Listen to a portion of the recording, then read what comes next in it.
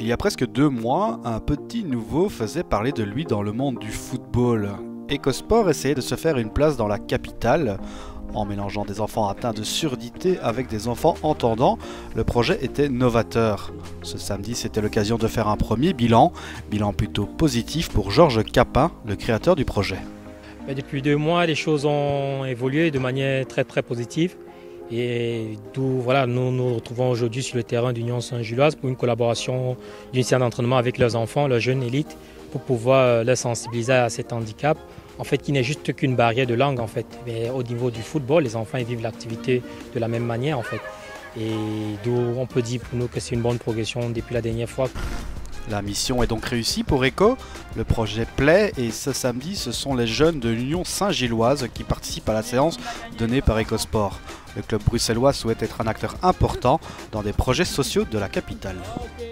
Je pense que l'Union, tout d'abord, on est à l'académie, on est ouvert à tous les projets sociaux, footballistiques qui font partie de nos responsabilités. On a la responsabilité de beaucoup de jeunes, on encadre ces jeunes et donc tous ces projets Ecosport ou d'autres sont les bienvenus chez nous parce que voilà, nous sommes un club de la région bruxelloise et on attache énormément d'importance à ce genre de projet et à ce genre de manifestations. Quand j'ai vu aujourd'hui la séance ici d'Ecosport qui expliquait aux jeunes avec les tablettes et les gestes, moi je l'ai vécu il y a 30 ans en tant que joueur professionnel. Et donc je pense qu'il est tout à fait réalisable aujourd'hui avec toutes les méthodes que l'on a au niveau des tablettes, au niveau du langage des signes.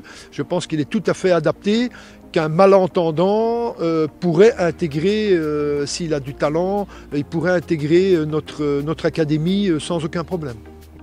Ecosport montre finalement que le foot est accessible à tout le monde en touchant de plus en plus de clubs. Le projet montre qu'il est crédible.